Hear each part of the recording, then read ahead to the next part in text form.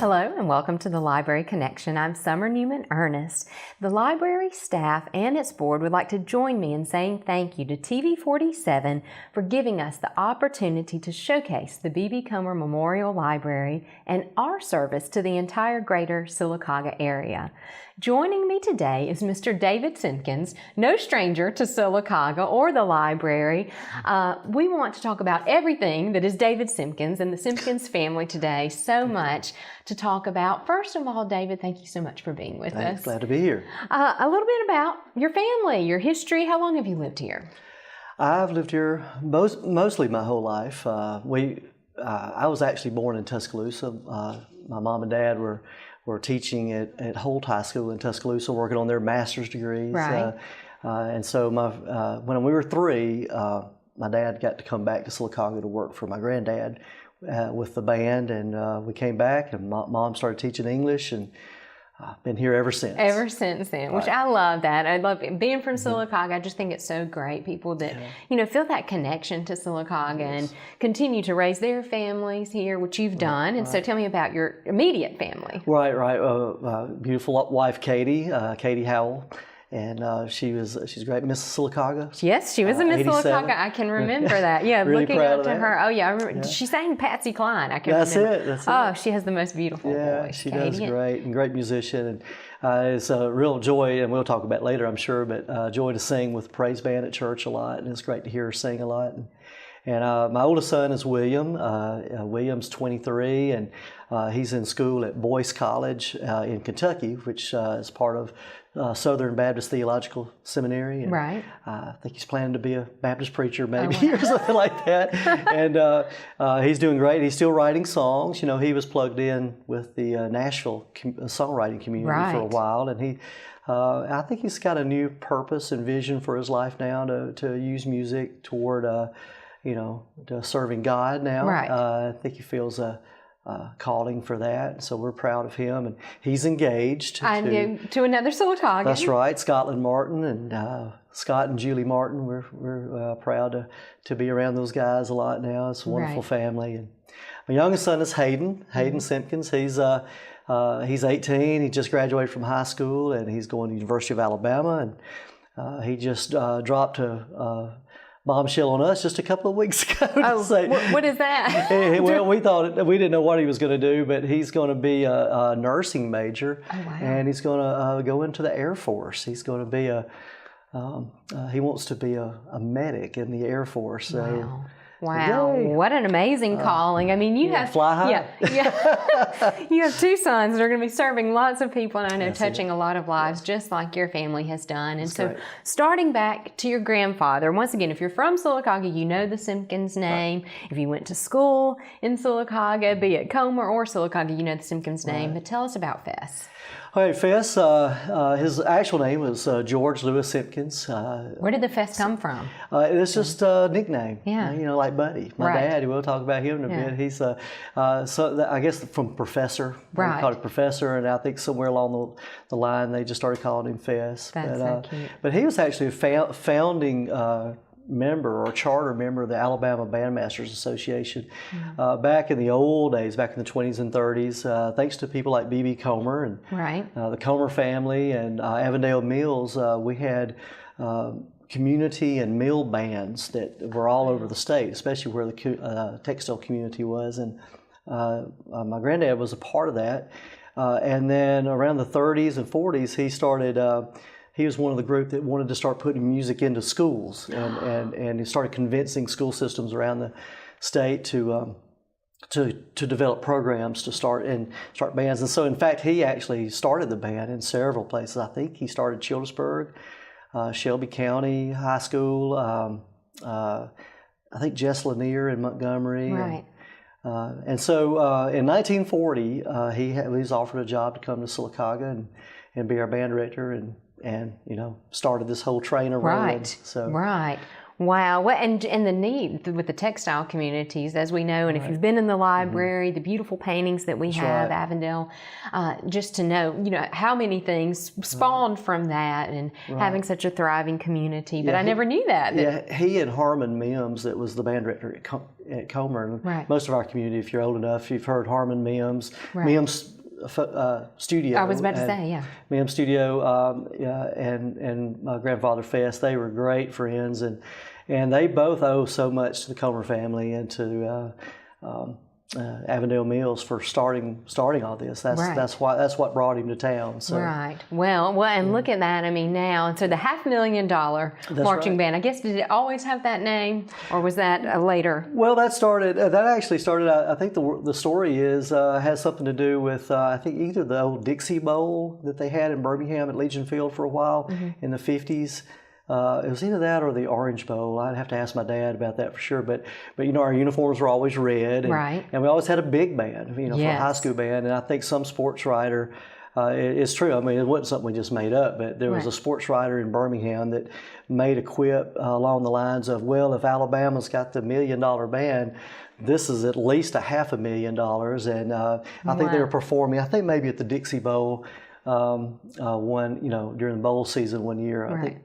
In the mid 50s, and it kind of stuck.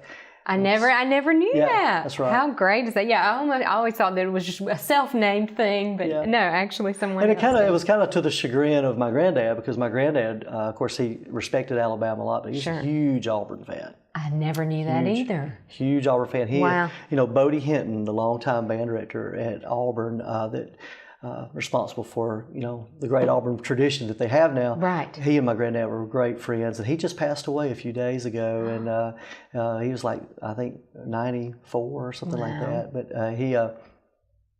But my granddad was a huge Auburn fan. In fact, if you listen to the Auburn alma mater and listen to the Sylacauga High School alma mater, they're similar. I think there was some collusion going on there. A little bit. Seriously. I agree. Yeah, I've noticed that before. Yeah. No, I love our alma mater. But what a great legacy there. And so Fest was the band director starting in the 40s. And then when did Buddy get involved? Well, that's what kind of brought us to town. He was teaching at Holt High School in Tuscaloosa, and my granddad, as everybody knows, he was famous for having terrible eyesight, and something happened. He took some medicine for some glaucoma or something like that, and he had a bad reaction, and he almost went totally blind. He never was totally blind, but profoundly blind, and he just felt like he was not going to be able to carry on as the band director at Sylacauga without some help. So he convinced, I think, the superintendent at the time I think it was Mr. Porch, Mr. Porch, to hire him an assistant band director, and he knew a guy. And he convinced them to hire my dad to come back to Sylacauga to sort of be his assistant and help him out. So that was in 1967. Wow. And they happened to have an English spot open for my mom as well. So, and here we what a win-win situation for Sylacauga High School. David, we're going to take a quick break. And when we come back, we'll continue to talk with Mr. David Simpkins. Recycling, it's nothing new, but how many of us actually do it? What's the point? Every time you toss out something that could be recycled, you're throwing away money. Recyclables are valuable, and when items like these are recycled, they are sold to businesses and made into new products. Alabama's recycling industry employs thousands of people, and more recycling equals more jobs, which equals more money put back in your local economy. See, recycling just makes sense. Let us show you how recycling works in and for Alabama. Hey, Sylacauga!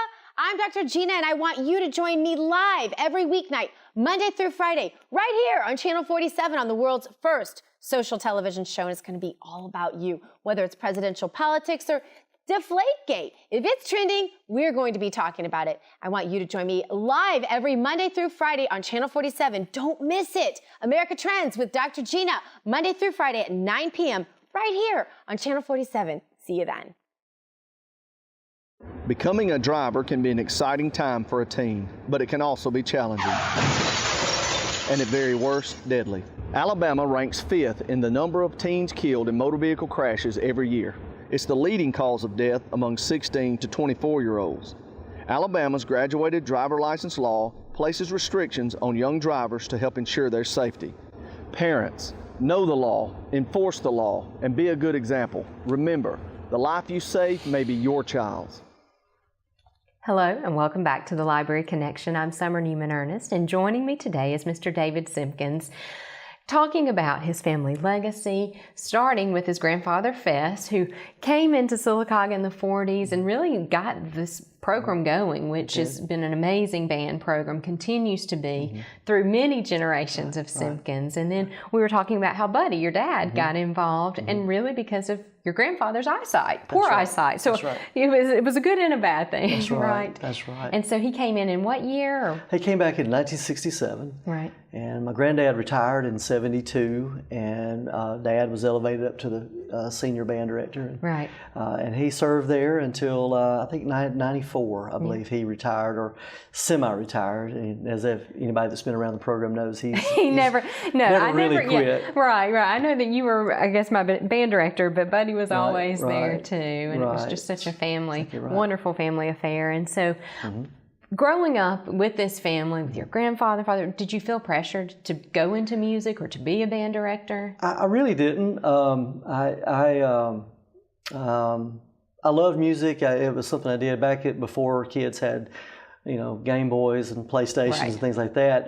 What I'd love to do is I'd sneak in the living room, away from everybody, and I'd put on a Chicago record. I love it. Or a Blood, Sweat, and Tears record or something. I'd sneak out my dad's trumpet or a piano. I'd go over to the piano and I'd start picking out tunes and stuff. So it was just what we did, It was just what we did for entertainment and for fun.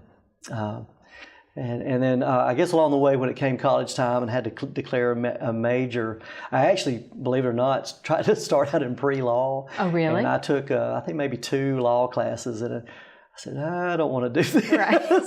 I think I need to be a musician.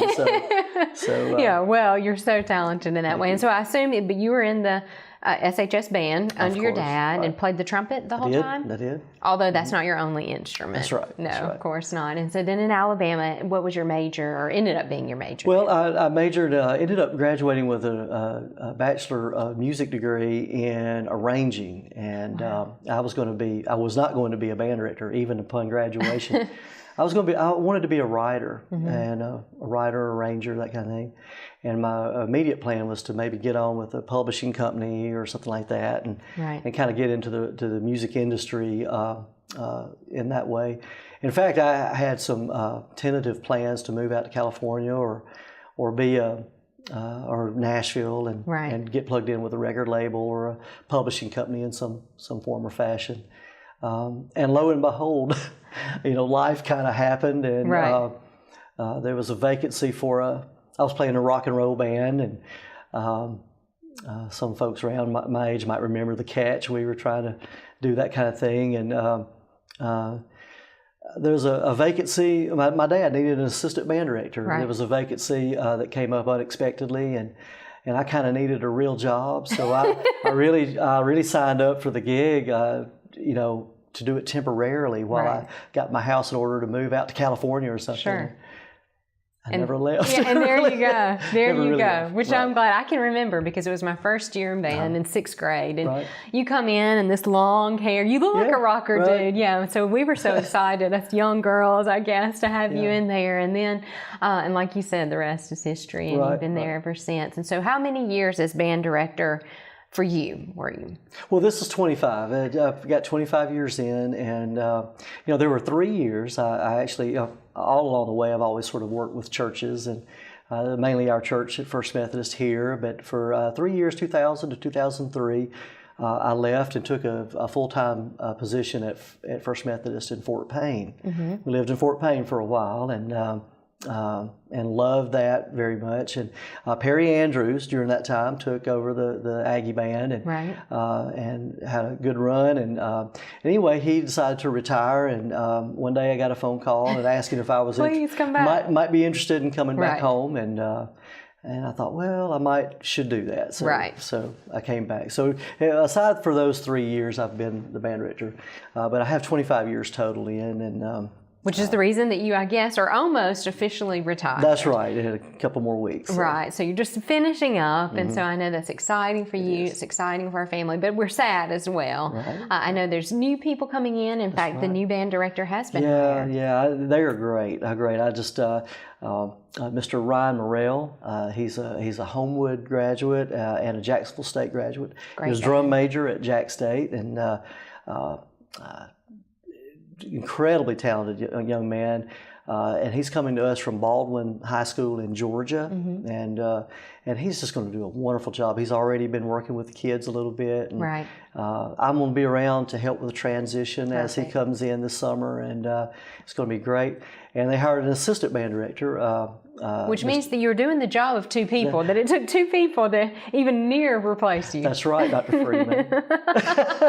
I'm just kidding. But Mr. Samuel Childs, he's an Auburn grad, and he came from Mobile, I think Mobile Christian School, and then through Auburn, and he's going to be handling choral music and band duties on the middle school level and assisting at the high school level. So, That's great. and they also have our choral music teacher, a great friend, Mr. Martez Tidwell. He also helps out with the band as well. So the Aggie band program is actually getting a 3-for-1 deal. Right. They really are, and they're going to be in great shape. I'm really excited for the future of that. Well, that's the exciting thing, and that we've seen in recent years, because it used to be just band when I was in school, that there's so many more options. Having a child that loves music just like you did, and is all about the singing and every aspect of it, to have so many different programs and hopefully to cultivate that talent at an even younger age. And if I could just throw in to take it even further, Lakeisha Crocker, with our middle school, well, our elementary music program is just fantastic. And our art program, Miss Shelley Bailey, has come on board to promote visual arts, and our arts program is really taken off. No small thanks to our Board of Education and Dr. Freeman, and the vision I think he's casting for that. So I'm excited. We are too. I'm not going to be a ghost or anything, working around watching over anybody's shoulder, but I'll be around. I'll be a resource. I'll be at First Methodist, and knowing that if there's any way I can help and assist in any way, I'll be gladly willing to do that to help the program. We're going to talk about what you will actually be doing now. Let's take another quick break, and we'll come back with Mr. David Simpkins. Thanks.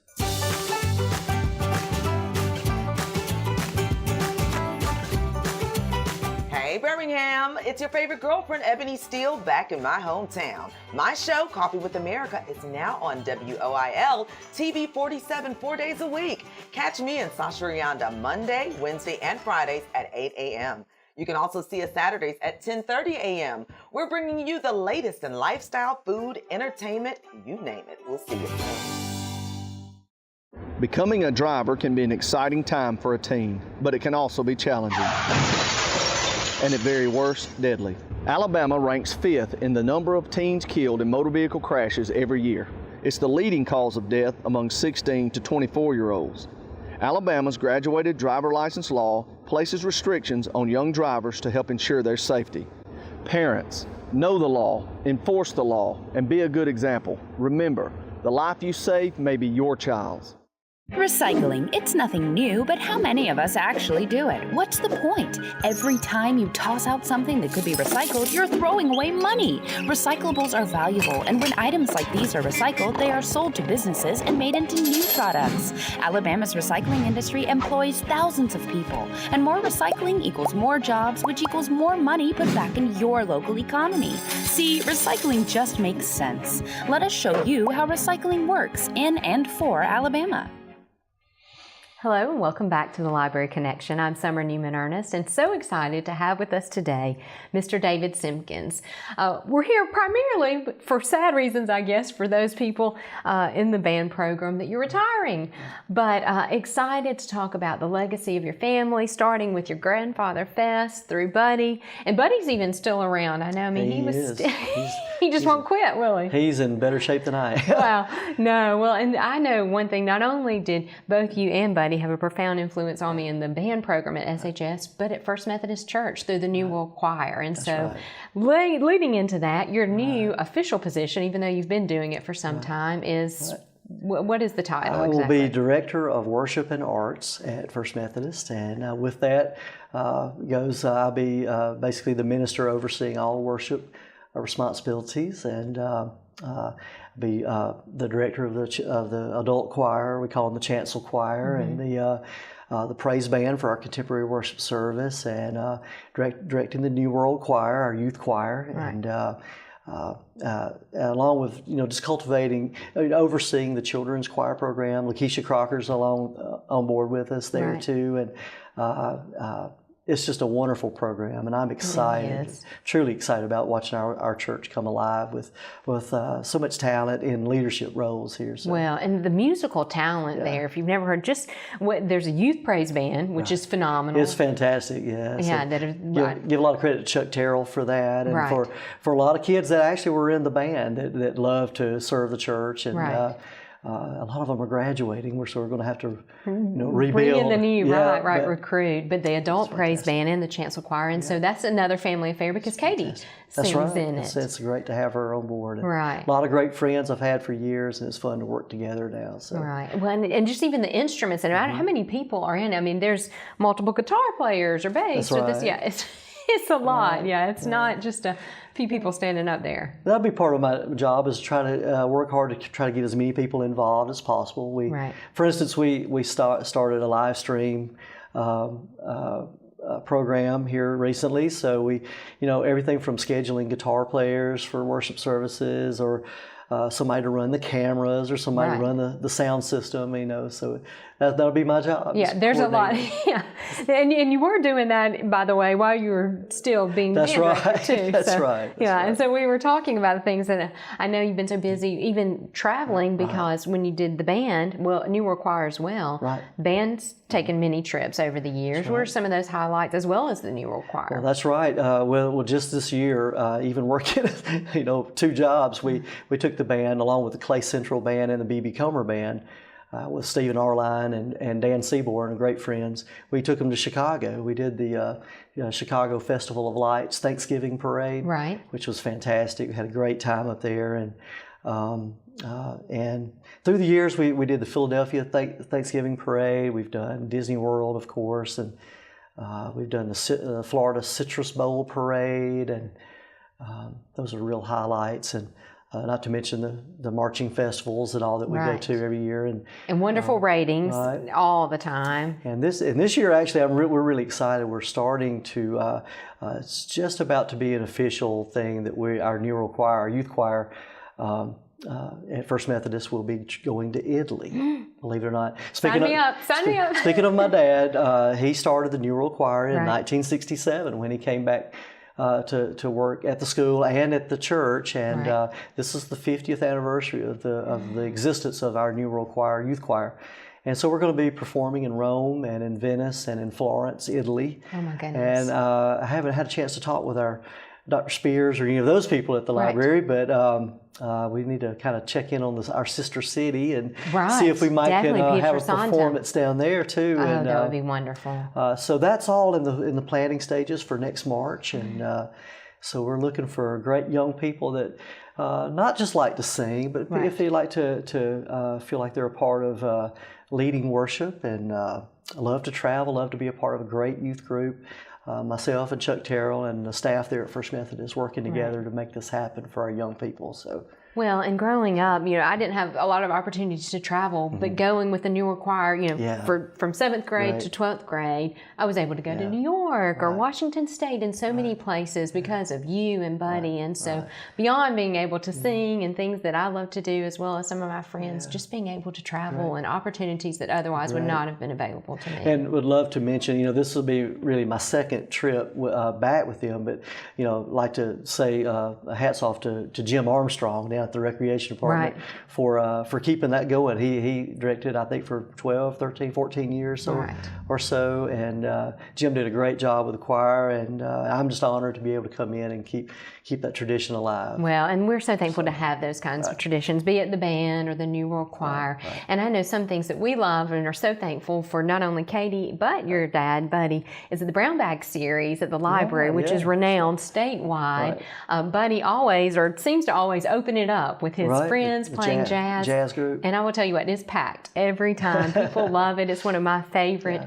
brown bag programs. And it's just so great to enjoy, them just a jam session. It is. Really. And so this is what I'm hoping. And I know Katie has also performed and done Christmas music. And so now that you're not teaching every day, we want David Simpkins involved in the brown bag series. I'm very interested in that, of course. We'll tell you the talk day. to my agent. Right. No, one of the things with teaching is, boy, you're locked in there. All of our teachers do a fantastic job, and I think if you've never been in the world of education, you don't realize how restrictive it is in terms of being able to get out and in the community unless it's after hours. Sure.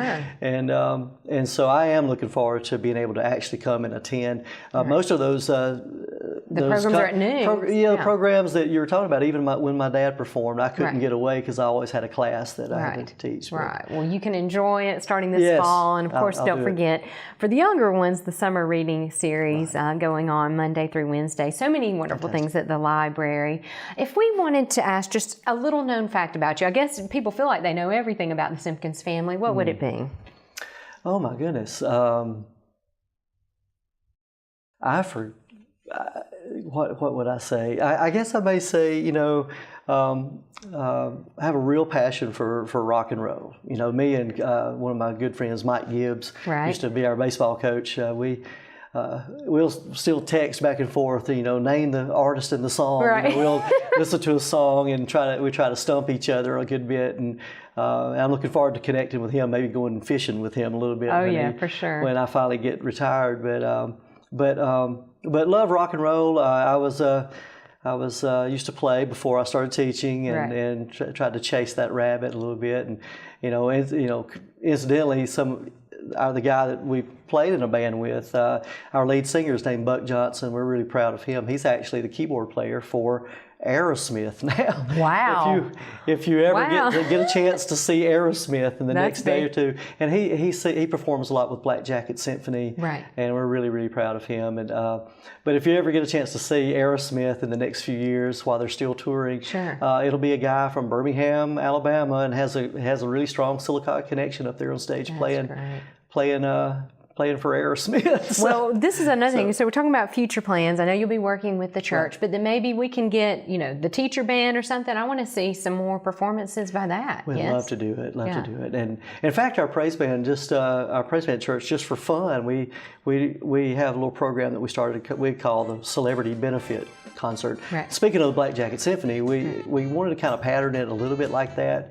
Each year, we're going to try to develop a program that we can do that's fun. It's not religious music. It's just fun, good rock and roll that we can perform and to raise money for a good cause. This past year we did an Eagles and Fleetwood Mac performance and raised money for the Angel Tree Project for Sylacauga City Schools Angel Tree, and that was successful. And right now we're trying to we're tossing ideas around about what to do this year. We've talked about Doobie Brothers, talked about ELO, Beatles, some things like that. So we'll look forward to it. Stay tuned for that one. And we'd love to come play it at anybody's party if you would like to hire us. So thank you, David, so much for joining us today. Thank you. Glad to be here.